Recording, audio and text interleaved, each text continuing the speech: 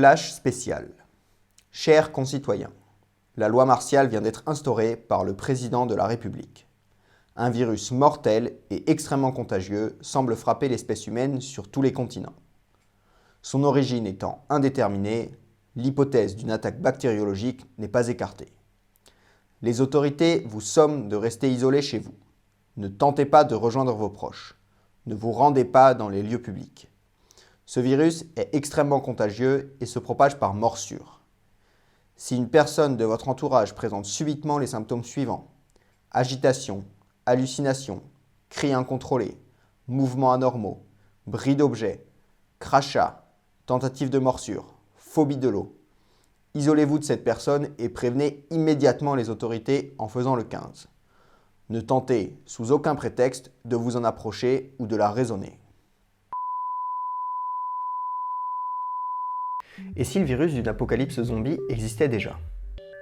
Dans beaucoup de films et de jeux vidéo impliquant des zombies, on retrouve deux points communs. Une agressivité exacerbée et une contamination par morsure. Eh ben, ce virus existe et vous le connaissez déjà. Après une morsure, le virus se multiplie au point d'inoculation, dans les cellules musculaires, pendant 3 à 4 jours. Puis, il passe dans les terminaisons nerveuses. De là, il va remonter vers le système nerveux central, et donc infecter la moelle épinière et le cerveau. Il va également diffuser dans les tissus. La combinaison de ces deux facteurs va créer plusieurs symptômes. D'abord des fourmillements et une petite perte de sensibilité autour de la morsure, de la fièvre, de la fatigue. Puis la personne infectée va devenir agitée, présenter des hallucinations, des cris incontrôlés, des mouvements anormaux, va briser des objets, cracher et chercher à mordre les personnes autour d'elle.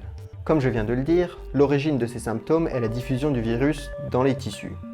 Mais c'est sa présence en grande quantité dans les glandes salivaires qui va créer le risque de contamination par morsure. Outre ces symptômes, un signe très spécifique de la maladie va être une peur panique de l'eau. C'est un peu la kryptonite du malade. Il peut crier rien qu'à la vue de l'eau, avoir des spasmes de la gorge en entendant l'eau couler, etc. À terme, le cœur et le système respiratoire finissent par être touchés, provoquant la mort inévitable du malade.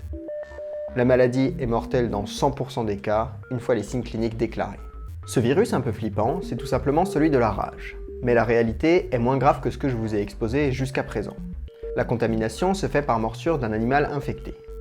Une morsure humaine pourrait, en théorie, être contaminante, mais il n'y a jusqu'à présent jamais eu de cas documentés. Historiquement, en France, la contamination a beaucoup été faite par des renards qui ont subi une grosse épidémie à partir de 1968. Mais la maladie a été déclarée éradiquée en 2001 grâce à une grosse campagne de distribution d'appâts contenant des vaccins.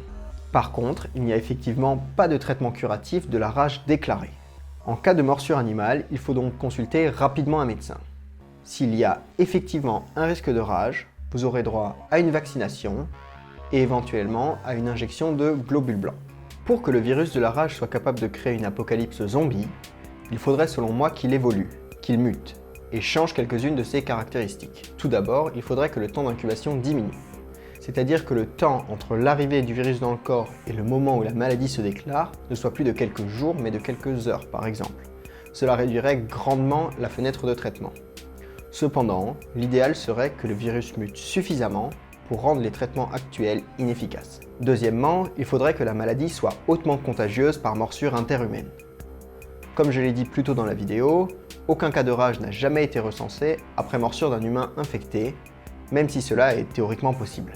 Enfin, troisièmement, il faudrait que les personnes infectées survivent plus longtemps une fois la maladie déclarée, afin d'avoir la possibilité de contaminer plus de monde avant de mourir. C'est la fin de cette vidéo, j'espère qu'elle vous a plu. Comme d'habitude, vous retrouvez les sources dans la description. N'hésitez pas à partager, à liker et à vous abonner si ce n'est pas déjà fait. Et puis je vous dis à bientôt pour la prochaine vidéo.